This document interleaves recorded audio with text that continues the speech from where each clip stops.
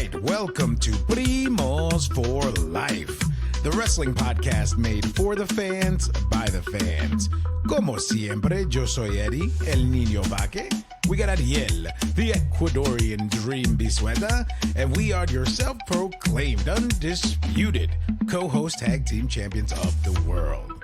In tonight's episode, we jump into Monday Night Raw and Friday Night SmackDown, post Wrestlemania 41.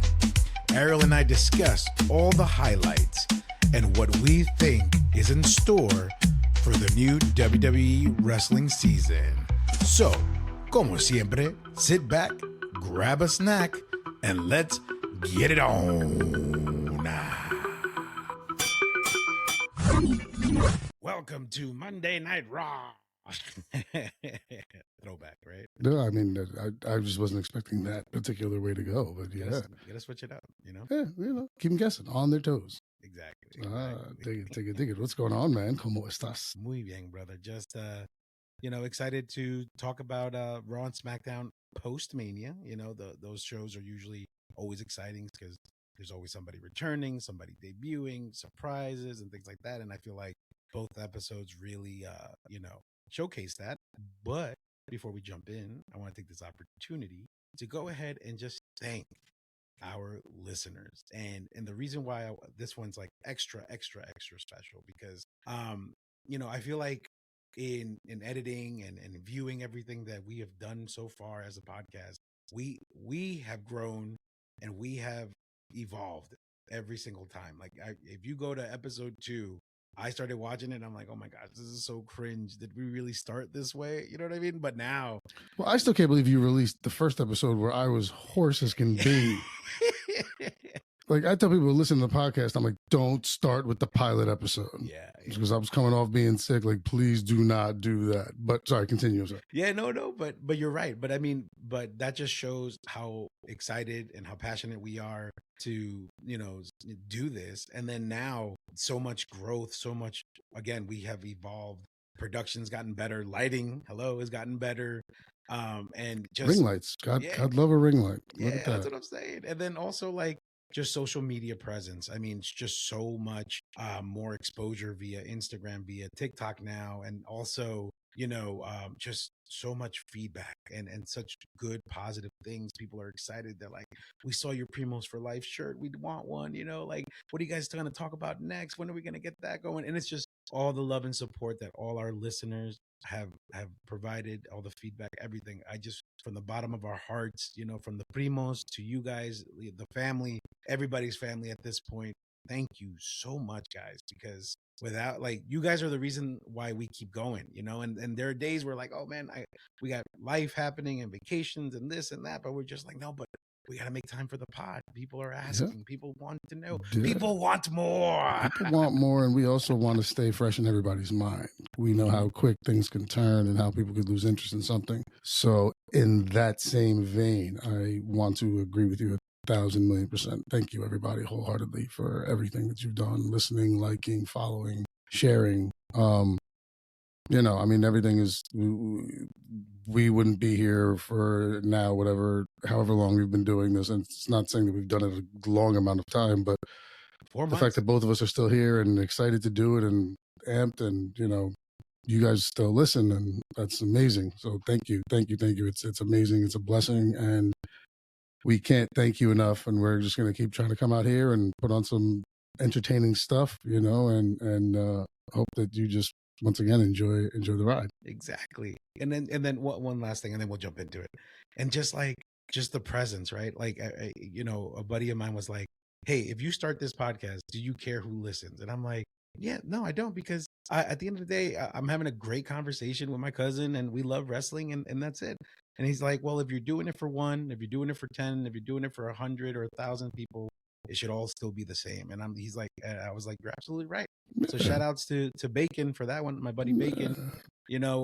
Really cool to, spark that little, fire that we have now, right? And then also just, again, the presence, right? Like, I was looking at the Spotify and like it'll tell you like location of people like listening. Bro, we have a presence in Brazil, we have a presence in Japan, we have a presence in Russia. A little scary, but you know, but at the end of the day, it's like Japan. I know who Japan was. yeah, for real. No, Japan was my homie. Shout out, pretty boy. Shout out, Mark APD. Go. Shout out, homie. He was in Japan on vacay, and he was like, "Yo, I'm checking out the podcast." And I'm like, "All right, cool. We in Japan. I'll take it." So thank you, Mark. Thank you. Yeah, it just gave us a presence there. But overall, again, thank you guys so much, and we're ready to bring it on. Let's get it, people. I just once again, I just want to piggyback on what you're saying. Everything is absolutely fantastic, and that was a point I wanted to make, and I lost it. But once again, thank you, everybody. Just we can't thank you enough. It's amazing that you guys are still listening. Like, it's great. Yeah. All right. Now back to Monday Night Raw, straight out of Las Vegas, Nevada, post WrestleMania. It only makes sense to still stay in the city one more night just to extend. Right. I mean, what are you gonna do? You gonna pack everything up and haul ass across state lines or something? No, we staying right here. Yeah. Which is funny because a buddy of mine went to night 2, and then he stayed for the next day. And I'm like, of course, that's the move. Like, you're not gonna fly out there and then just dip at the end. He's like, nah. Exactly. No, agreed. And we start off the night with a recap video package of the actual WrestleMania weekend, showing you all the highlights from the Hall of Fame to night 1 to night 2 to just everything that went on through the weekend. Awesome video package. Very excited for those that were able to enjoy it in person. Looked like a good time, especially as Vegas. There was just so many things to do. You could party with them afterwards, WWE After Dark. And then same thing with the roast of Tony Hinchcliffe, and just so many things that the fans were able to engage with. I'm telling you, Triple H is a genius for just making an invasion a week long for these fans. So, tops to them because they really know what they're doing. Yeah, I mean, you gotta maximize and capitalize on every opportunity that you get. So this is, someone who's learned from the smallest stages of being a professional wrestler, getting there, eventually marrying, of course, Stephanie, and then being able to be brought behind the scenes more. And so someone who understands it with a different kind of a mindset. So yeah, great. It's been fantastic. And as we're going to touch on in both these Raw and SmackDown recaps, I mean, you thought Mania was good. I mean, the hits don't stop.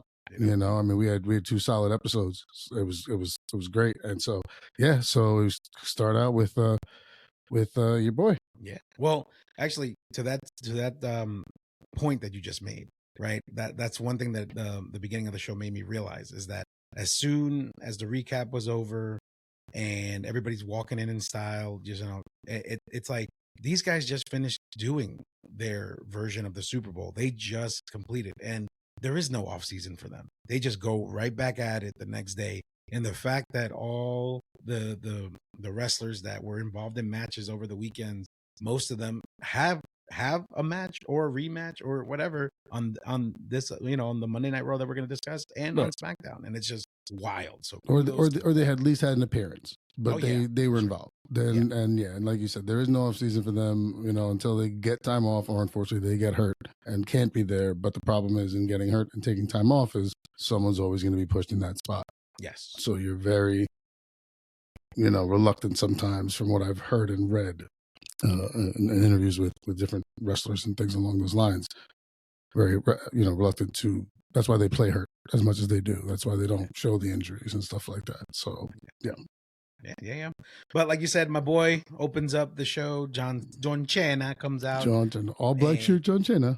John Cena, and then he comes out and he tells the ring announcer, "Hey, you got to give me a better intro than that. Respect me." And I appreciate this from a heel aspect, but I'm just like, okay. No, I loved it. I love it. But now I'm like, and I appreciate the John Cena heel turn. Love it. I think we're going we're full throttling this motherfucker. I think like coming out and being like, give me the respect. Like it's like I understand it, but like simmer it down just a little bit, and then in like 2-3 weeks you get grandiose like that, where like you start being more boastful just because you were with the heel turn is different. So everyone's trying to get used to that anyway. And now I think you're just kind of like so, but that's personally me. Yeah, no, It works. I'm telling you, it works. It was absolutely fantastic. Oh, yeah. I said I love it. But you know how you and I always say, for storytelling purposes and for comfortability with what we would like to see, that's me. And once again, personal choice. Yeah, no, that's all you, bro, because I loved every second of it. I love that he's a jerk. I love that he's just like, I'm here to like destroy, well, not necessarily destroy history, but take history with him. And I just love that entire aspect of it, because it's like he's putting the company in a position where it's like, yeah, no, if I take this belt with me, you guys have to start from day one. Like, I take the history of Bruno Sammartino, Stone Cold, or Eddie Guerrero, all these people that held this title. Like, it all ends and dies with me. Like, that's some Thanos heel if I ever heard. That's which is why I dig. I dig what they're doing. I understand, like, the announcer thing was what got me, but I love the whole promo aspect of it, of like, yeah, this is done. I'm finishing it. I'm the guy. So I'm walking out of here, taking my ball and going home. Like, absolutely fantastic. Thought it was absolutely great coming out and just being like, once again, put the number on the board. Yes, the numbers, 36. He's like, appearances, not matches. Not matches. I just have to come out here and do this. So all I have to do. He's like, I don't even need to wrestle because I just have to show up. And I'm just like, I just have to come out here and do this and just talk. And I'm like, he's like, yeah, 32 left. And I'm like, okay, makes sense. Makes complete utter sense. Which I mean, when showing that number, makes you think, or makes you ponder how long they plan on keeping the belt on him. Yeah. Because at some point you do have to bring him back face before he exits the game. Yeah, for sure. But hey, winners write histories. So John goes on his spiel. John says that the fans don't mean anything to him. And again, even if he can't wrestle, he doesn't have to, because he just has to show up. And then again, going back, John is planning to take the history with him that is attached to the belt. And then he tells everybody that, you know what, though, he's still a nice guy. Everybody take out your cameras, because this is the last real champion you'll ever see. And then out of nowhere, Randy Orton comes out. Loved it. Kind of upset a little bit on it. I'm not going to lie. What, too soon? Is that why? Too soon. I think it's too soon. I think because they've been hyping it up, especially now in just the past couple, between the two episodes. And I'm like, yes, there is that much history between them. This should be something that happens, but it should be down the line toward the end. I understand Cody's out for a little while, so you have to find somebody. Orton being Cody's homie is a great storyline replacement as well, but I think too soon. Once again, I love the out of nowhere, the RKO. It was great. It was perfect. Like, you're watching Cena in a very Edge and Christian moment, for the benefit of those with flash photography, like, he's like, here it is, me with the belt. I think it was very great. And then you could kind of see, as he's standing there, like, people behind start moving. And I'm like, oh, and then you see just Orton pop up over his shoulder. And I'm like, oh, yeah.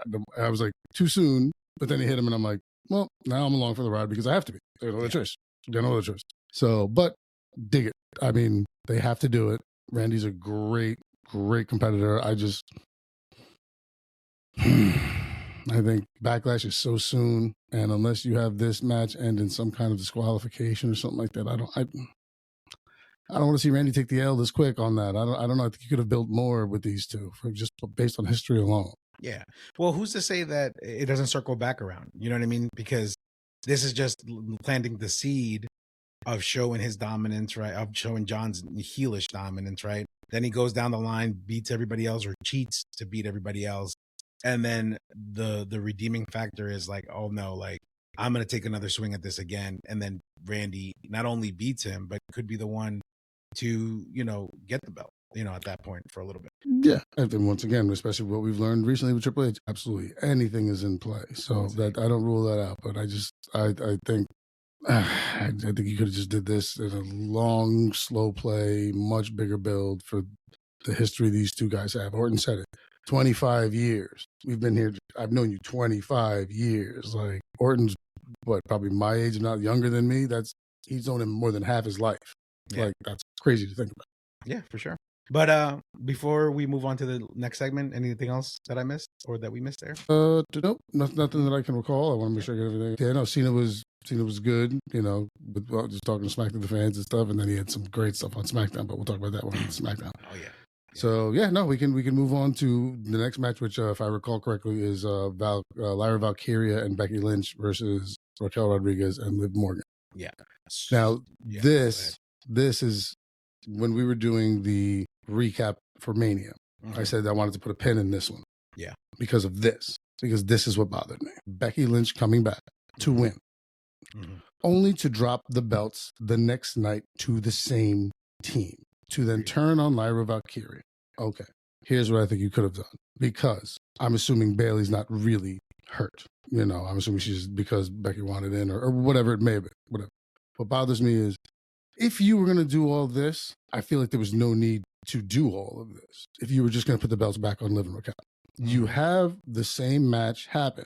And then you have Becky Lynch come out and cost Lyra Valkyria and Bayley, but turn on Lyra. So this storyline that's currently happening is happening there anyway. You don't take the belts off the other girls. Bayley's still involved and doesn't get shafted. Becky Lynch still gets the heel turn and her Mania moment.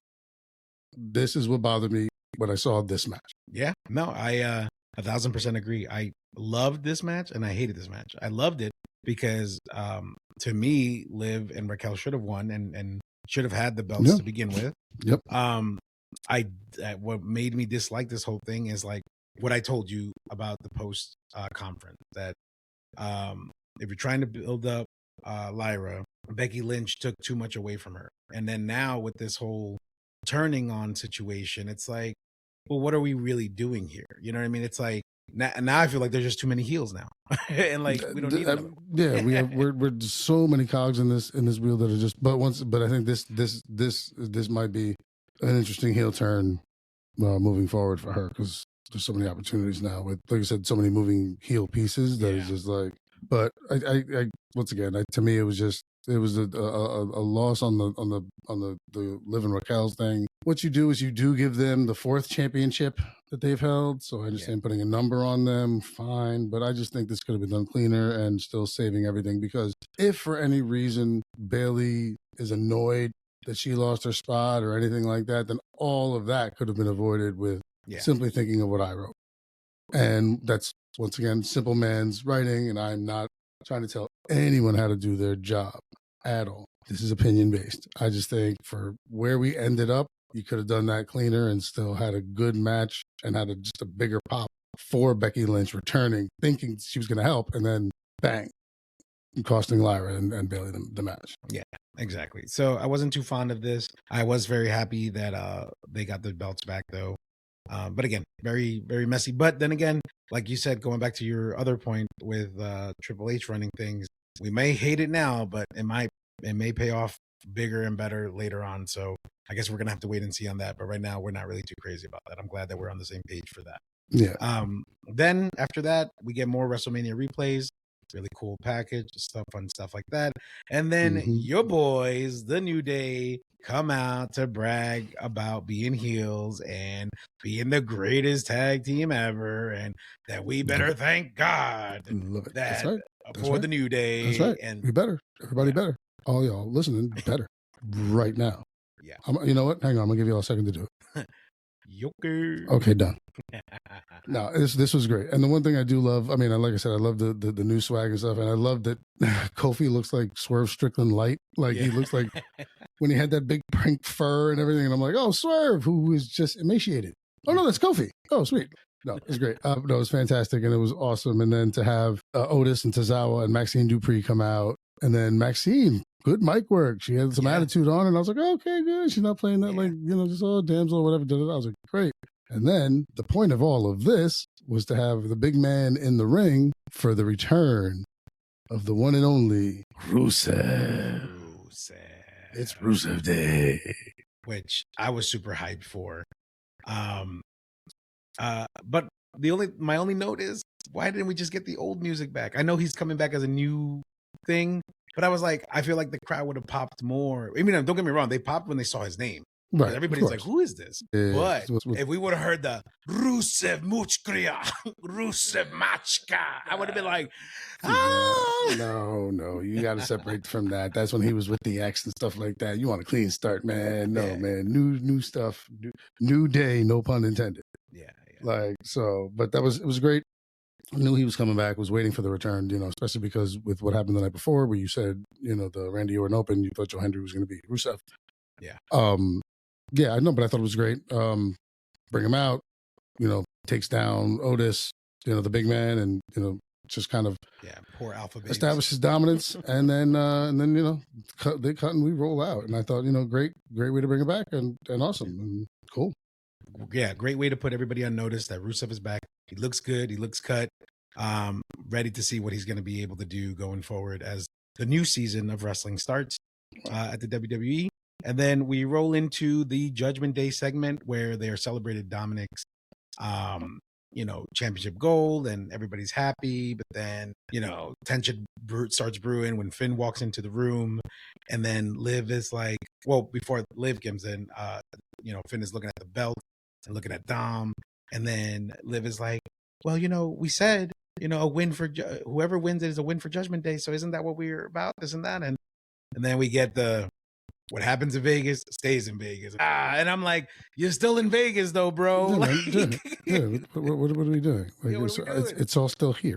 Yeah. So you didn't pack. Relax. Yeah, exactly. But good segment. But then at the end of that segment, you see Finn still eyeing the championship, which means eventually we're going to get the Finn heel. As we've seen with what he did with Damian Priest. Exactly. It's just a matter of time. He's going to bide his time. He's going to wait. And then he's going to turn. And it's going to be, when Dom least suspect it, and it'll be great. But storytelling at its finest. Exactly. But then we get to the favorite part of my favorite part of the night, rather, is Io Sky coming out to celebrate, and strut around her championship victory over, Bianca and Rhea. And out of nowhere, we get my NXT favorite, Stephanie Vaquer. Your NXT booth thing. I don't know. You heard Jada Parker. See you have a problem there. No. I'm just a fan, and that is all I am. Don't lie to me. Whatever. Well, anyway, she comes out and basically saying, hey, you're the best, and I'm the best because I'm la primera. So let's get it on. And they do. And it's in true Io style, Io accepts the challenge. Yeah, because that's what a fighting champion does. My boo thing. It's my boo thing. Yes, do it, girl. Do it. I was excited. And once again, another banger of a match after what I still probably think is the best match of both nights of WrestleMania was that women's triple threat match. Yeah. Another fantastic match. Stephanie Vaquer she's amazing. Io is just fantastic. Great match. All the way through. Really, really dope. Yeah. Well, not all the way through, because then what ends up happening is until Roxanne Perez and Julia come out and attack both Stephanie and Io, which really saves both champions, right? Because we didn't want no one loses face. Exactly. And nobody wants to pick sides early yet, because we definitely want to see this again at a pay-per-view or PLE or some special event. Yeah. Somewhere. Yeah. Somewhere. Because it's gonna be just as amazing, if not better. Exactly. Well, because it's not going to end in the interference. And yeah. Right. Roxanne come out, and then Julia come out, and then they, start beating up on Io, and then all of a sudden, this is my brutality. And out comes Mommy. And she comes out, and it was interesting to watch when she gets to the ring. Like, she looked over at Io and then looked at whatever, and you could see her verbalize, oh, you think you can hit my homegirl or like my friend or something like that? And I was like, oh, look at that. Like, she's really like, oh, we're like, I'm cool with her. You're the new chick here. Screw you. And then she just went in, and threw Roxanne Perez over the top, and then Julia just walked out before anything got crazy. No gracias. Right. And then ultimately picking up the belt and giving it back to Io and saying, hey, I'm coming for this. Still Yeah. coming for this. And I don't mind. And I don't mind it. Because it's right now it's on there on Raw. The women's division is still, I don't want to say light, but it's still, there's 3 major heavy hitters, and then step down. So I think they're going to start doing more, and because Bianca's going to go back to SmackDown full time, so she's not going to be involved in that. So I think they're going to start, which is why Julian Perez came and did what they did. So yeah, should be great. Should be good. No, dig it. Yeah. And then we finally get the reveal of probably the dopest shirt that I've seen on WWE.com with Jey Uso coming out to celebrate his World Heavy Yeet Championship win. Man, that shirt is dope. I like it. Heavy Yeet. Yeah. My buddy Steve, he hit me. He's like, "What do you want any shirts from?" Probably because he went on Sunday and Monday, and he's like, "Do you want anything?" And I was like, "First, the Penta shirts." He's like, "Oh, small and medium." I didn't know they had that heavy Yeet shirt, because if they did, I would have been like, "Pick me up one of those," and I would have sent it to you, and I'd have got it for you and just sent it to you. It's a thought that counts, man. I mean, had I known that they were like that was there, because then you were like, "Oh, that shit is dope," and I was like, "Man, it's so tough. It's so good. I wish I'd have known." But yeah, no, it was great, and it was once again a moment to celebrate the new champion. Yeah. Jey Uso. I mean, it was great. You know, came out and Sami Zayn's music hits, and you start thinking like, oh, no. Yes, heel turn. Like, is this where like we're starting it already? Okay, yes. Like, and I get it. Like, you got to do it. And then I'm like, it gets a night off. And then Sami was extremely complimentary the entire way through, and I'm like, okay, where's the turn? And it never did. And he had some very poignant, great stories and moments, and was like, and enough about me, like how this made me feel. Like, this is about you. And then to walk out, and then Jimmy coming out also. And they were like, oh no, is it gonna be him? Like, yeah, exactly. It's just like, oh no. And then like just to watch all three of them walking to the back together, I was like, bullet dodged. I'll take that. Jey Uso deserves this. Sami Zayn and Jimmy, sure, we're very happy to do it for him. And I thought it was a great segment, great moment. Let this man roll into his championship era. Exactly. And then we roll into Logan Paul talking about his win and saying, oh, but like, you think you still would have gotten the win if you didn't cheat? And he's like, what are you talking about? A win's a win. I'm the greatest, this and that. You know, typical. What are you saying, Kathy? What are you saying? Yeah, right. Like typical Logan Paul stuff. But then we switch over to AJ Styles talking about his loss against him, how he's not happy about it. But then Karrion Kross jumps in and more mind games. We're just like, what? Okay. The push for Karrion is coming, man. It has to be. You can't keep doing these things, man. It's time. Just do it. Let's just do it. And it's starting. It's starting with the dawn of the new wrestling year. Yeah, exactly.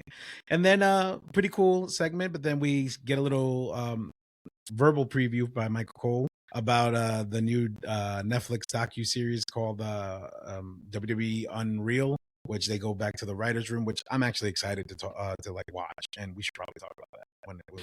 Yeah, I am excited too. I wonder at what point we get too far behind the curtain. Yeah, no, we I want to always be surprised. You know, like, and that's the thing is I'm no wrestling expert by any stretch of the imagination. I'm just a fan for, my life.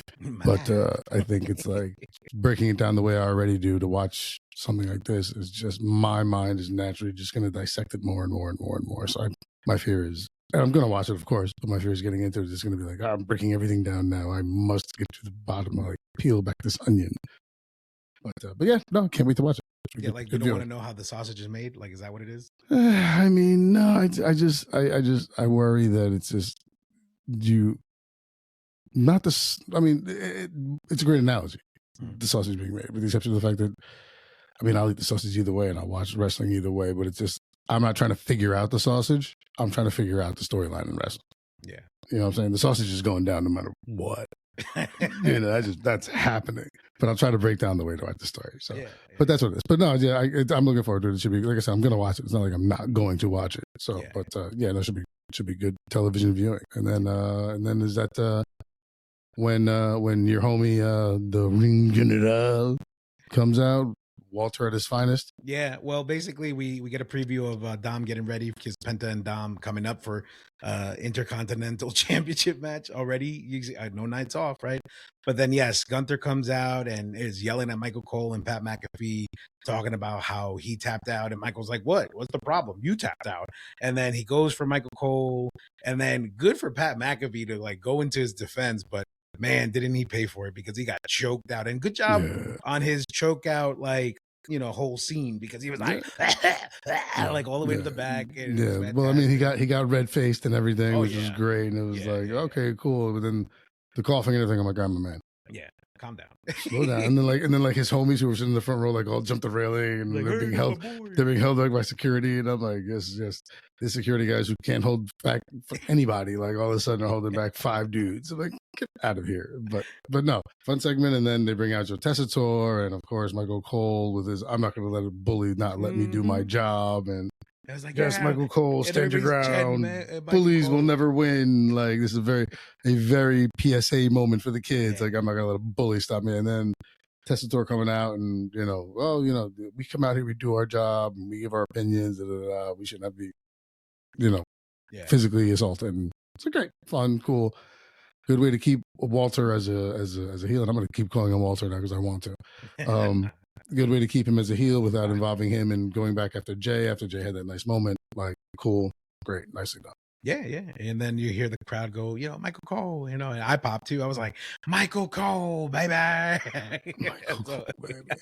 So I was happy with it. Nice, But then we jump into the actual match between Penta versus Dom. Really solid match as always. These two really know how to bring it. We get Finn out here trying to help, but it seems to be more troublesome and do more harm to Dom and all that. But then we get the return of JD McDonough. And he ultimately ends up helping the Judgment Day for the greater good. And Finn is like happy and excited, but like shocked to see him. But just adding more fuel to but Dom's not. Dom was very happy to see him, and JD was very happy to hug Dom, and like, Finn was the only one that had a problem because the implosion's coming, or at least the Finn walking out. JD was good to see him after taking that shot that he took off the announcer's desk and cracking a rib and puncturing a lung or whatever happened to him. Once again, I'm sorry to not know exactly what it was, but I just remember it not being good. So Penta took the loss, stinks, but didn't take it clean. Once again, he hasn't taken any real clean losses that didn't involve some kind of craziness. But yeah, no, it's good, great, good match. Dom getting over and then putting stuff in on the Judgment Day. Like, let's do it. Yeah. And then my favorite video package comes up next. It's El Grande Americano Victory video package, where we see him kissing babies and, celebrating with, everybody in the villages and back in his small town, and now is deemed in his pueblo, greatest luchador of all time. Yes. In his pueblo of like Grand Rapids, Michigan, or wherever Gable's from. Loved every bit of it. Loved it. No, it was great. It was good. It was awesome. Dig it. Yes. And then finally, the final segment of the night, which was pretty darn exciting, because we get Seth Rollins comes out with the matching Paul Heyman with his tie and his little handkerchief. Now he's all yellow. It's so wonderful. He met your boy. Like, great. No, cool. Awesome. Bring him out. Get ready to run his mouth. Then bang, living color hits. And Punk comes down. All business. Comes down. Throws a couple shots to Seth. Looks like he's going after Paul. After Heyman. Yeah. Then Seth saves him. Stomps Punk, and then puts a whooping on him. Stomps Punk. Right. But then wait. Here's the swerve, right? Because then we see roll credits. Paul Levesque, executive producer Paul Levesque. Yeah, man. But the little earlier, because I said that, I was like, oh, okay, this is done. And I was like, not gonna turn it off just yet. But okay. Like, and thank God I did it. Yeah.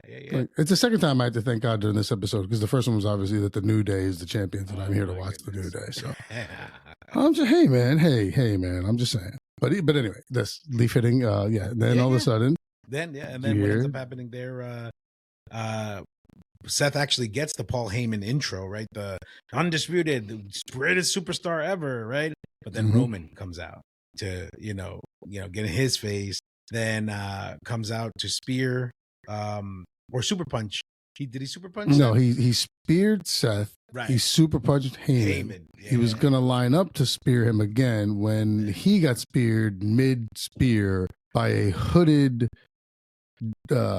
henchman or whatever, who reveals himself hooded figure. There you go. Who reveals himself later to be none other than Braun Breaker. So Which- then he turns around and he's staring at Seth Rollins, and they're looking at each other, and you're like, ooh, is Seth next?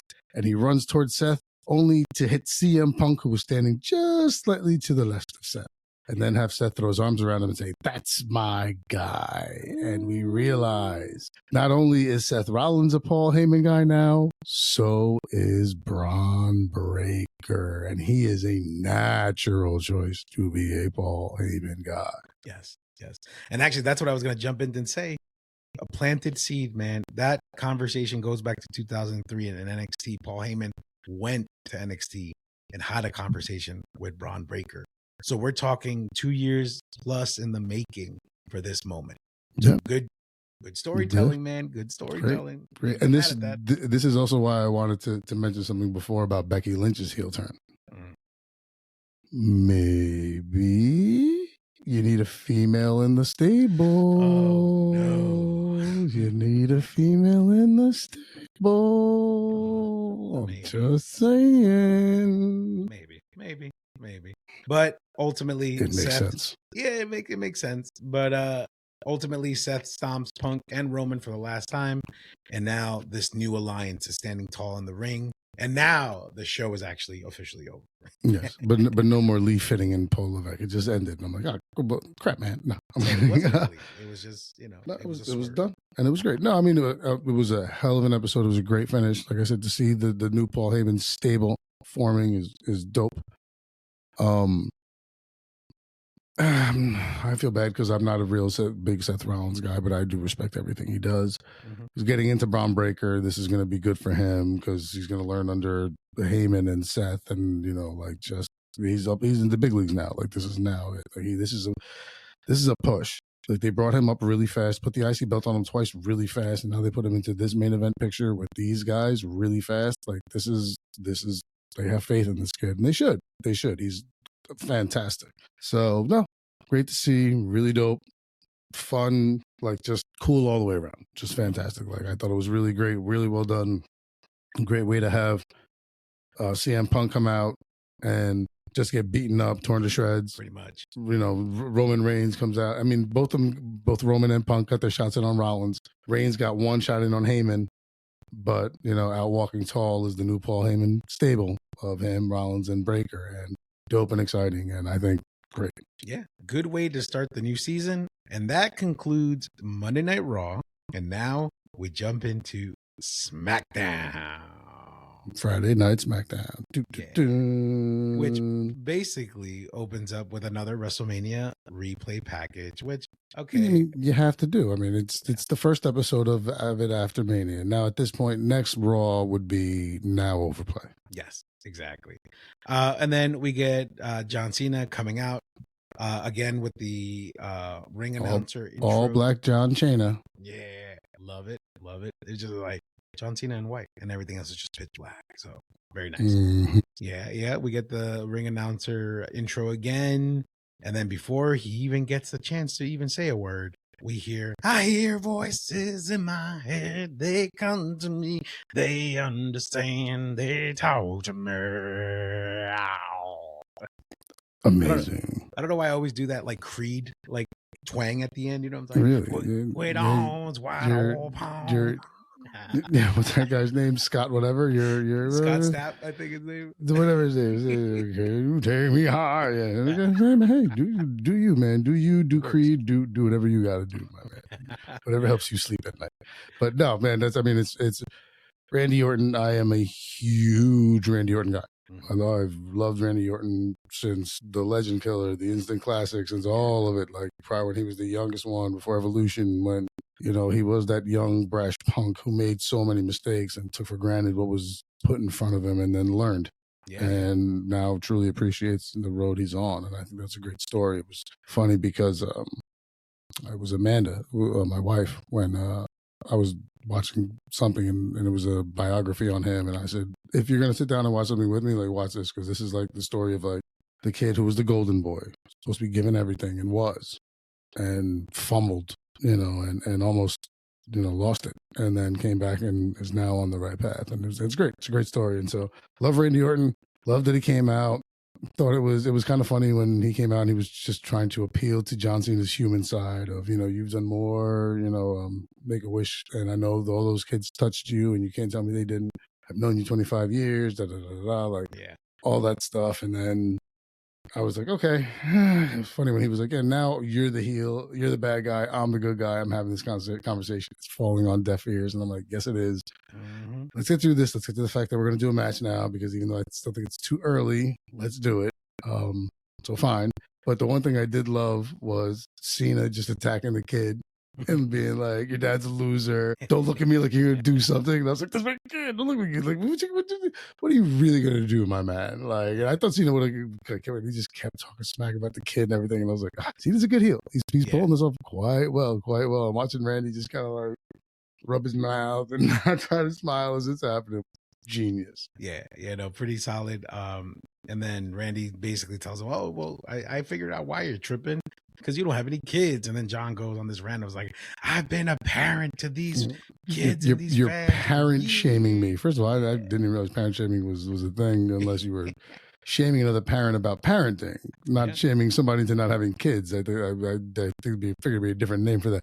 But no, and then with a great line is, I've been busy raising all your kids this entire time. And I'm like, yes, nicely put, well done, because all these kids look up to you and all that stuff. Like, great, awesome, like, this is fantastic. I love it. No, really cool segment. But then obviously, they scrap a little. Cena throws the title at him, punches him, then turns around, gets RKO'd, which I feel like John has been getting knocked out a lot lately. Well, I mean, it's only been twice. And I mean, you have to kind of sell this. Like, you have to, like, the first RKO was the setup. Right. Great. I thought Cena was going to stand tall here, but I dig it because you're getting because now you get the shot of Orton with the belt. Right. And then next go around, it's not going to be easy because Backlash is in 2 weeks or a week and a half. So I feel like he'll stand tall on the next one, and then going into the match at Backlash, will retain or what have you. But no, I think it's you have to take his licks now, because you have such a quick turnaround to the next PLE that if he's going to win, you have to make him look human at some point. Yeah. So. Yeah, you're right. You're right. But that's what I mean though. Like, I feel with Randy it was twice. So I mean, I'm counting from with Cody. I feel like he got knocked out by Cody like 3 times before their match. You know what I mean? So it's just I seen John Cena laid out on the mat too much. But who stood tall at the end? Yeah. You're right. You're right. I mean, at the end, that's what matters. It doesn't, sometimes it doesn't matter how many games you win. It's the game that you win. Exactly. Ask the almost perfect Patriots and my Giants about that. Yeah. There you go. All right. And then we get the debut of Fraxium officially on the SmackDown roster. Good for them. Frazier and Axiom. I'm like, okay, cool. Let's go. Let's add to the tag division. Why not, right? Because, man, the way that with that TLC later at the main event of the night, man. Yes. I think Fraxium could have easily been brought into Raw, maybe in terms of another tag team that you could have probably put somewhere. Because I do like them. I like them. But I think I mean, now SmackDown is your 3-hour show. Yeah. So here you have time to use more of your superstars, where now Raw being 2 and having the Seth Rollins, the CM Punks, the Dom Mysterios, the Pentas, the Rhea Ripleys, the Io Skys, 2 hours is a tight spot to have. Yeah. But welcome Fraxium, and they went against I was about to say that. Legado del Fantasma. Yes. And in Berto and Angel Garza, and great match, solid match. Sucks that Berto and Garza had to take the L here. I hate to see these guys taking L. As a Latino, it hurts my pride. But I understand there's somebody had to put them over.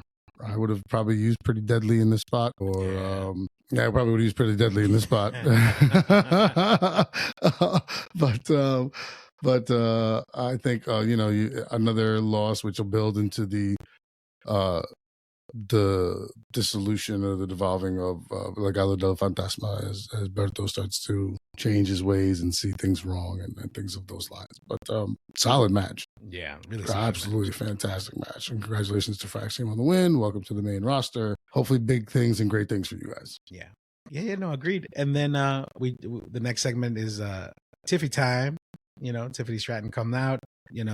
strutting her stuff, about her win over the greatest of all time, Charlotte Flair. But then a storm was brewing because Jade Cargill came out and was like, now that I'm done with Naomi, I'm coming for you. And then, bam, we get a match out of that. Little shaky start, but it finished. It progressed pretty well after the fact. But then, well, I mean, in terms of the shaky start aspect, if I might just say one thing, and then I'll let you continue. Shaky start, understood, because if you truly think about this, if he's been around 3-4 years, Jade's been around 5-6 years, two relatively, kind of newcomers. So there might be a hiccup every now and then, but like you said, they finished strong. Yeah. The match ended up being a very solid match, and then I'll let you continue. Yeah. Well, no, you know what? I didn't think of it that way. I appreciate the perspective, but no, they go throughout the match, but then ultimately Naomi comes out to go after Jade. You're like, what? You done with me? And then starts bashing her head in and all these things. And after that distraction, Tiffy gets bulldozed by the returning Nia Jax. And now, well, so what happened was, if I may paint a picture, how I remember. If I may paint a picture. Yeah, please. So Naomi comes in, roughs up Jade. Blah, blah, blah. Jade rolls out the ring. Naomi's standing in the ring laughing. Tiffy gets up, starts staring her down. That's right. Yeah. Naomi backs out the ring and is like, I don't want no part of this. I did what I had to do with her. But I'm looking at you, I'm watching you. And as Tiffy has her focus on Naomi, from behind comes the irresistible force, Nia Jax, and just, she's been out since like November, December. Yeah. And just drops Tiffy and hits the leg drop and just starts working her over. Standing tall with the belt. Always. A lot of people standing tall with the belt. Well, you guys start the new storylines, right? So there's nothing like a picture of somebody else with your property to annoy you, No, but overall, like you said, good way to set up the night and set up everything that's, we're about to walk into going into Backlash and, probably other, pay-per-views or shows in the near future. PLEs. Yeah, PLEs. I'm sorry. I'm relax, abuelito, with your pay-per-view. I'm kidding. But and then we jump into the Solo and Jacob celebration because all champions are coming out to celebrate their accomplishments after Mania. You have to. You won yesterday. That's the whole point. Yeah, agreed. No, I'm not mad at it. No, I know. I'm just saying. But and Solo is speaking on behalf of Jacob and is saying some crazy stuff because it starts off really complimentary and nice, and it's like, and nobody wanted to take a chance on Jacob, but I believed in him and this and that. But then it turns into, I'm the reason why he's champion. I'm the reason that this and that. And then Jacob is like, hold up, wait a minute. I said I was gonna do this. I thought they would have played this a little while longer. Yeah. Like, because when Solo went in on it and he was like, I'm the reason. I'm like, oh, we're gonna turn this right now. I was like, okay, and then sure enough, Jacob snatches the mic from him. Yeah, well, just setting up for the future, because ultimately we get La Noche come out, Man, I remember when he was on Triple H's workout video. Yeah. Stop it, La Noche. Yeah, so he pops out and he's like, I want my rematch. Yeah. But then, surprisingly, Drew McIntyre comes out. And wasn't expecting that, because I thought he was focused on bigger things, but I guess he wants the U.S. title, So. Well, you have to explain what he said and to his explanation as to why he wasn't going for the bigger title. What he said upon entering was that John Cena was a different person, and this John Cena was a punk, and he wants the biggest dog in the yard, the strongest dog in the yard, the best champion in the yard. And that's why he was coming after Jacob Fatu. Yeah. So which at this point right now, Jacob is hot right now. So who wouldn't want a piece of him? So, and then here's the part that kind of aggravated me, right? Because it's almost like the Rhea situation all over again. It's like nobody respects the rematch clause, right? Like LA Knight absolutely is entitled to a rematch. And I really dislike that Nick comes out and is like, hey, I have a better idea. How about you guys come back here, put your tights on, and then, you guys could fight for the number one contendership. And in my mind, I'm like, if I was LA Knight, I'd be like, no, I am in line. Like Drew could fight someone else to try to get at this again, but I was like, whatever, man. I'm huffing and puffing because I agree with you 150,000%. It was annoying. I was like, well, what are we doing here? Because we just had the same conversation with Rhea Ripley, Bianca Belair, where Bianca had the point of like, I won, but Rhea had just kept inserting herself so much that it was going to become an annoyance. It was going to become an issue. This is not WrestleMania. This is not something where you need the eyes and the this and that. But this was all set for the storytelling purposes, but I think still going differently because of what happens. And for those who don't know or who just want the recap, it was a very solid match, very physical match. And at one point, when the ref wasn't looking, Solo came out and hit McIntyre. No, I'm sorry. Yeah, McIntyre. No. Priest. No, Knight. He hit Knight and, knocked him out, whatever, cha-cha-cha. Priest was, not Priest, this guy was down. LA Knight was down for the count. Yeah. McIntyre, annoyed that he had got help from the bloodline. You could see it on his face, the annoyance. They got help from the bloodline, went for the Claymore. In comes Damian Priest to stop that because Priest wasn't supposed to be there. Yeah. McIntyre was talking smack on him before. Comes in, what is it, the South of Heaven, into the announce table, takes him down. Great. Gets into the ring. I'll let you continue. Well, see, and that's the other thing that I didn't like about, now that you bring that up, that's the other part that I didn't like about the match, was the fact that Solo helps Drew and doesn't get caught. But then when Damian comes out, the match is over. Like, it's a disqualification at that point. Well, but this is part of the storytelling. Is now Drew gets that shot. Now LA Knight's pissed at Priest. That's why they got into the altercation afterwards. And then where they just completely got destroyed by Fatu, who stood tall over everyone because he was just like, I'm still the champ here. Yeah. And he just started beating everyone up because Drew's already laid out through a table. LA Knight and Priest were banged up. He just finished working him over, stood tall, and just held his belt, and that was great. But it's part of the storytelling because LA Knight, now you can do something with LA Knight and Priest.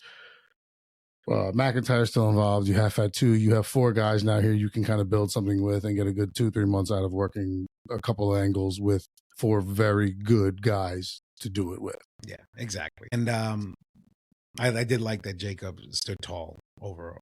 Yeah. Because I mean, he's the champ, and it's time. And I love the fact that everyone is behind him. Yeah. Because I'm behind him, and I'm just like I wish.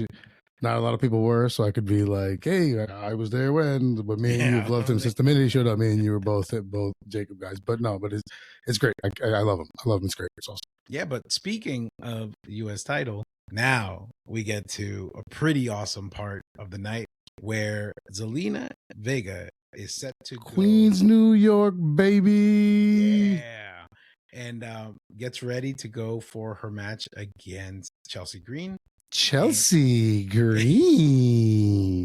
Wow, that's a lot of, sass on that one. Saucy. Yeah. And I'm available for voiceover work, people. I'm available. I can do that. No, I'm kidding. And then way to plug yourself. I love that. And then what's it called? And then so Zelina says, I usually have a big mouth and I run my mouth. This time I'm just ready for the match. And she heads out there.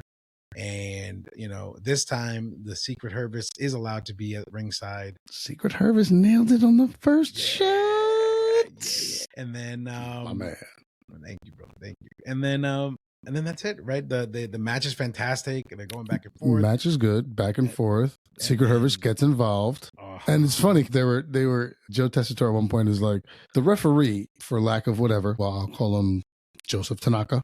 It's like, was the same one who was here 2 weeks ago when she got counted out. And I'm like, why are we bringing up the referee? And then I'm like, okay, because he's going to be involved. Sure enough, the Secret Hervist get the boot because he saw the chicanery and the tomfoolery.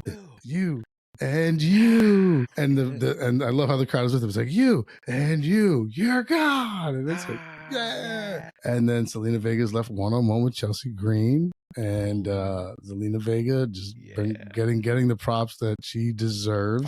She's been there for quite some time. And kudos to Chelsea Green for laying down and giving somebody else who was owed their due the way Chelsea was owed her due. Absolutely. Let's not forget, Chelsea paid her dues to do what she's doing and to get this. But so has Zelina. And kudos to both of them. Very good match, great storyline, very good underdog storytelling. Dig the fact that Selena was like, I'm quiet now because I'm focused. And you're like, okay, yeah, this is where it's going to be. And so great. I thought it was fantastic. I want to see how they use Selena moving forward in terms of her being like a Rey Mysterio, being that smaller champion, that underdog, now that you have to kind of, I don't want to say find creative ways for her to beat some of the bigger superstars, like Ray beating, Brock Lesnar would have to go down or something. You have to find a way to make that work. Yeah. So interesting to see how they do that, but props to Selena Vega, proud, especially because, another Latina, Queens, New York, represent, New York in the house. So dig it. Love every second of it. Super happy. As soon as she won, in my head, I heard, Si te quieres divertir. I was like, yeah. See, you heard that. I heard, voy a reír, voy a bailar, vivir mi vida, la, la, la, la. Yeah, there you go. That's it. That's what I heard. But yeah, it's funny we both heard Latino music in our head. Go figure. Hey, but no, awesome. Congratulations to Zelina Vega, for real. She deserves it. And she has, our first Queen of the Ring, now the second U.S. Women's Championship, champion. So pretty solid. Awesome. Yes. Very, very proud of her. Very happy for her, especially because I forget how many PLEs it was. I chose her as what I wanted to happen. And you're like, oh, yeah, that would be great because she's due. And it's good to see her get her due. Exactly. And then we jump into Miz and Carmelo talking about the Andre the Giant Battle Royale. Which you mentioned at the Raw recap as a poignant moment at the end. I thought we had droned on long enough, so I didn't want to keep bothering people. But yes, great Battle Royale. Oh, yeah. Fantastic, great ending, with Miz giving way for Carmelo to stay in. And then Carmelo and Andrade, last two, they had that great series of matches together. I'm so annoyed that Andrade's not getting more love because he is so good, but so is Melo. It's so tough. But no, it was great. Miz presents Melo with a big Andre the Giant face. Necklace. And I'm just like, at some point, are we getting a little too, if I was Andre's family, I'm like, hey, what the f- are we doing here now?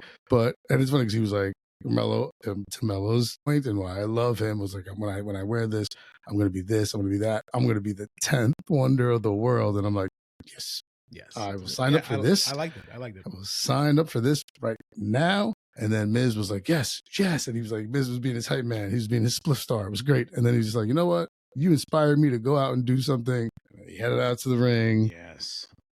To do something. Definitely did something. Yeah, no, and he comes out and basically complains about not being on the WrestleMania card, but he was the one person that was able to beat, who was it? Was it John Cena or whoever he was talking about? It was just he beat John Cena to retain the belt at Mania. Right, and it's typical, Miz behavior, but then, we get that classic Aleister Black song, right? The and I was everything goes black, and you hear that, and then you get the Silence of the Lambs, Gurney rise up, and there he is with his blue contact in one eye, and just tatted up like crazy, looking shredded, looking good. And just in the ring, getting all the love and adoration from the fans. And then Miz walks up like, what you doing? And then catches just Black Mass to the grill. Just a spinning heel kick to the face. And then Aleister Black sits down next to him. And we have the return of Aleister Black on a night where his wife wins her first gold as a single. They both stood tall, and it was great. It was fantastic. Yeah. The only thing that I will say about this segment, and then we can move on, is that I feel like he debuted the same exact way. He came out, somebody was talking, he kicked him in the face, and he just sat there. I feel like it felt too familiar. Well, unfortunately, Aleister Black doesn't really have many things going for him in terms of storytelling right now, so you have to kind of just go with what worked. And Black Mass is something that you can pull out of nowhere. As you said, Black Mass is always around. So yes, I agree with you, formulaic and what have you. But I mean, you got to, sometimes you have to just go to the well and just use it because it makes the most. Sometimes the most obvious thing is just the proper. Was it Occam's razor? Sometimes the these responses the correct one or whatever. Like, yeah. Okay. Yeah, no worries. And then we shoot to backstage where Bianca's getting interviewed, and she reveals that she had some broken fingers, and she says that she was happy with what happened, and like not happy that she didn't win, but happy with the match that they had, Right. and then ultimately feels and says that now that focus is done, now she's gonna focus more so on being home and SmackDown, and she got unfinished business at referencing Naomi and Jade about having a broken home there that she needs to attend to. So, Right. good little build, or not build, Yeah. but like a little. I mean, you're planting saying something for later. saying Bianca's back on SmackDown, and you're laying the foundation for what's about to happen. Exactly. And then you shoot right over to Naomi getting in. I'm sorry, Nia Jax getting into Naomi's face and saying, "Hey, you better get out of my way when it comes to Tiffany Stratton, because that belt is mine." And then Naomi says, "Well, proceed with caution." And I was like, scary. Yeah, and then she like bit at her. I'm like, okay, all right, what's happening? Okay, all right, Naomi, I get it. But I mean, you're selling it now, and the bodysuit that she had that was like a youth medium, because her booty was sticking out. I was like, damn, girl, like put that thing away. You hurt somebody. But yeah, no, it was a good moment. You had to have it. That way she looks, because even I was like, oh geez, like, so it's kind of like you gave her credibility in terms of like a big superstar in terms of Nia Jax, the irresistible force, and being like taken aback by her. So it's a good way to build the credibility for her. I like it. Yeah, it was pretty cool. Little segments. That's what I think I like about SmackDown. There's just a bunch of little like sprinkle of good segments. Right. Well, yeah, because you have 3 hours to fill instead of 2, and you have to kind of move pieces around. Yeah. Well, since we already spoke about the Drew LA match, then we could instantly jump into Monday Night Replay about Seth and Paul Heyman. But then, really, the creme de la creme of the night is this 30-minute TLC match, which I will say right now is probably the greatest TLC match of this new era, of this Triple H era, this direction that we're going to, when you got the Street Profits, and then you got DIY, and then you got the Motor City Machine Guns, all representing a factor of each match, the chairs, the ladders, the tables, and they put on a classic, because I was glued to the TV. I could not believe half the things that they did. And one of the things that my back is hurting thinking about it right now is the suplex on the chairs facing up when Gargano was when they were gonna put Dawkins through it, and then Gargano ended up going through it. Yes, that is one of the things. Besides that, and obviously the speed. Tez breaking the ladder. Because Ciampa Yes.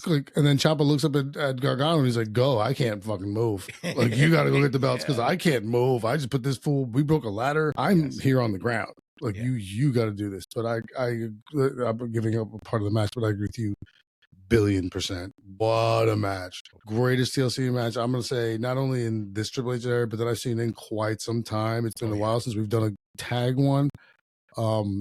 Easily the best tag one I've seen since the original TLCs with the Hardys, the Dudleys, and Edge and Christian. Like, this brought me back to there, and 3 teams that are just studs all the way around. So many dope spots, so many just great moves, reversals. Tez, and once again, I suck because I'm a homer. Man, 4 or 5 spots where I'm like, this guy, man. And I actually, a couple spots I felt bad. Twice I felt bad for Alex Shelley, because I felt like twice Tez went like over the top rope, and one time Alex Shelley came up really holding his wrist, like, oh god. And the second time he came up holding his shin, and I'm like, man, Alex Shelley, he's catching the rawest parts of these landings, man. Like, this poor dude, man. But fought through it. Like, what a match! 5 stars. Yes. 10 A+, whatever we used to do it. This was it. This was it. 5-star. This was it. 10. Yes. All of it. All of it. What a match. Yes. What a match. And then you get the spear. You got the Ciampa spear.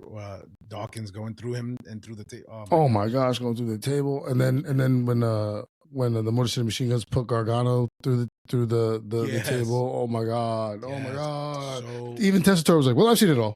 He said, "Well, okay, that's it. I'm good. He's like, I've seen it all. I'm good. yes. I don't know what to do." Like, Yes. And then ultimately, two things. One, it made sense for the Profits to retain because obviously they just got those bad Right. boys. So you gotta build them, because I mean you have to build them because eventually you have to split them. yes. And unfortunately, I think this is like the Rockers treatment. I don't think it's going to be as big, but I think when they split, you're going to see Tez ascend. Dawkins will hold better court than Jannetty did, Yeah. but you're going to see Tez ascend, and I'm waiting to see it happen because I think he's got star written all over him. Yeah.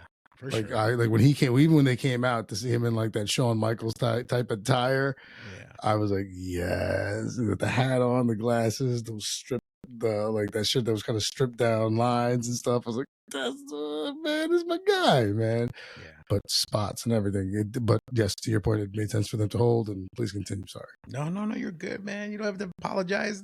You're part of the show too, man. What is our show, baby? I feel like I'm cutting you off, man. I don't want to be cutting you off, you know, because I got thoughts coming a mile a minute, and no one ever shuts me up except my wife. So no, you're good, bro. But man, what a classic! I 1,000% agree with that. What I said and what you said, and just back and forth. It's so good. It was so what I was gonna say was should have been on the Mania card. I mean, I understand we had to put the New Day in there, and maybe the solution here should have been put him on the other night, because that should have been that entire thing should have been on Mania for sure. I agree with you to a point, because I think you needed this match on SmackDown. Yeah. Because what this did for SmackDown, what this did for this episode, because not that it was a bad episode, but with Mania being the week prior, having only so long to build up and not wanting to do too much too fast, you don't want to overdo it. So the early parts of the episode seemed a little kind of, I don't want to say slow or dragged on or anything like that, whatever, but you needed this match here as like they brought it home. No matter what you thought of what happened up until then, at the end of the episode, you were like, damn. That's all I can say. Damn. Like, worth it. So, yes, annoyed the Profits weren't at Mania. This match could have definitely been at Mania and then been a match of the Mania contender. Absolutely. But I think this was a call to show we weren't at Mania. We can still put these matches on. We're about to tear the house down at SmackDown. Yeah. Because it's the one after Mania. We have to keep everything engaged and everything going. And this was the way to do it. Kudos to the Profits. Kudos to DIY. Kudos to most of the Machine Guns. These boys bust their ass. And this match was stellar in every sense of the word. Exactly. And it's funny because you called me Viejito earlier, but you know what? You're right, because half the time I was watching that, I sounded like my mother. I was like, I was like, ooh, I was just like, oh man. There was intense. At one point, I was watching it on my phone at one point, and because I was just going up and down the stairs, I'm like, well, I have to get through this. And as I'm walking up the stairs, I forget what happened, where I literally was like, to su madre, because I was just like, he's dead, like he's dead. No, Montez Ford he's dead. Like there's just nothing about it. Like this is write the man's obituary. Sorry, Bianca, your husband is no longer. But man, like that, man, it was amazing. Like I haven't been blown away in a match like that. I want to say in a long time, but since last week when I saw Io, Bianca, and Rhea do it. But I mean, this was tremendous momentum. Just I don't want to say a flawless match, but I mean, in terms of storytelling and everything, I mean, this was just the best thing you could have put out there, and way to bring home that episode of SmackDown. Like, I think it was just genius. Exactamente, primo. Well, let's talk about final thoughts. Final thoughts about Monday Night Raw and SmackDown. What do you think? Post-Mania. This is why it's important.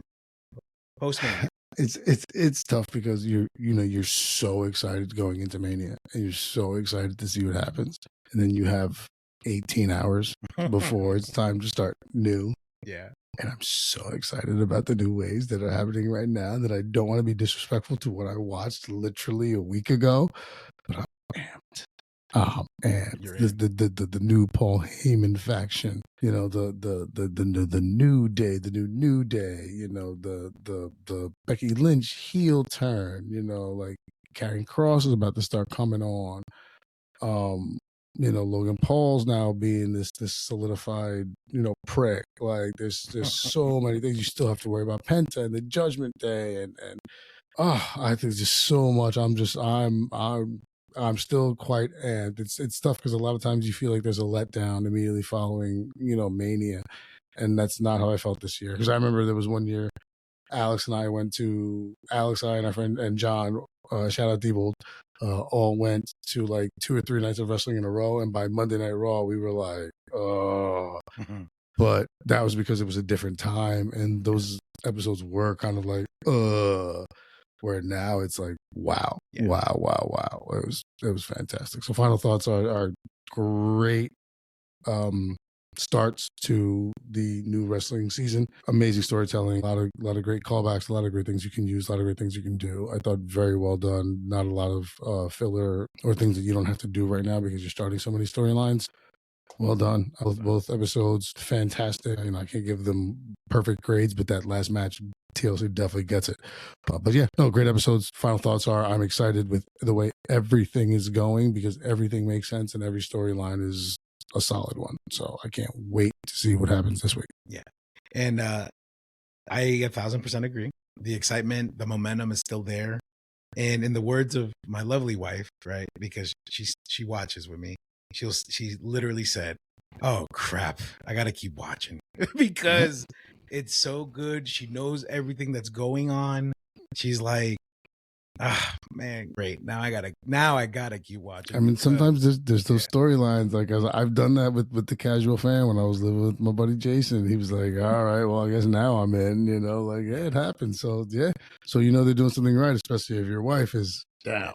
Yeah, exactly. So kudos to WWE. Kudos to Triple H. I know we owe Mark always says it. We give so much props to him, but it's well deserved, man. I mean, the guy really takes his time, and on a grander scheme and the grander scale of things, it's I think I'm more impressed with the momentum. I think it's been so long since we're talking now, since what 39, 40, 41, you know, and now going into the new year, we're 4th year of momentum, 4th year of still watching.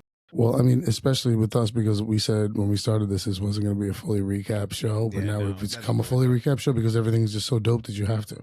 Yeah, like you have to. Like, and you're right. Like the momentum is there. It hasn't stopped in 4 years. They've been doing great work the entire time, you know. And I want to shout out Mark, your boy Mark, because my boy Mark, who was our Japanese coalition, when he hit me up and said he was listening to it, he's like, I really love the episode that you guys did with Mark about the Triple H era. He goes, because that's when I started getting back into it. He's like, so I really enjoyed that episode. So Mark, brother of the podcast or whatever we give him, best friend of the best friend of the podcast. Sorry, best friend of the podcast. Shout outs to you for helping my homie. You know, just he shouted you out and stuff, so it's good. But yeah, no, it's been great. It's been absolutely fantastic, and it hasn't let up, and I love it. And I think it's also part of why you and I are so quick to do these episodes and want to get them out as fast as possible and do recaps because I mean we want people to know what's happening and we want to talk about it because to your point before in terms of what you and I do, above all else, and I say this with no disrespect to any of our listeners, this is an opportunity for me and you just to catch up and talk wrestling, and I love that because I love it too. You know, it goes. My primo, and I love you to death. I remember I don't want to tell the stories, but you know I helped raise you. Like so, I'm not telling the story, but you know, like so I love that we get to do this, that we have this excuse to do this, and it's great, and I think it's awesome, and the fact that we get to do this more and more often because the storytelling is so good gives us more passion and more fire, and I think it comes out in our shows. To your point before of us just getting better and better. Yeah, exactamente. Yeah, and just to wrap up my final thoughts, again, I agree. I'm super excited, and I can't wait to see what's in store, you know, leading up to Backlash, what's going to happen afterwards. Again, based on that documentary, I know you don't want to watch it, but the preview did say that the fact that they're planning out a year in advance tells me that, hey, they got something going for the full Of year, course. and we're just in for the ride, and I'm glad we're in for the ride. We will have our thoughts, we'll have our opinions for the moment, but we are always ones to say, hey, I hated it at this time, but I love the payoff now. But so exactly, you were the first one to say that about the Rhea Ripley triple threat match. You're like, I hated how we got there with Rhea, but if it brought us here, then worth it. Yes, absolutely. Well, okay, Primo. Well, I thanked everybody in the beginning. Man. Go ahead. I want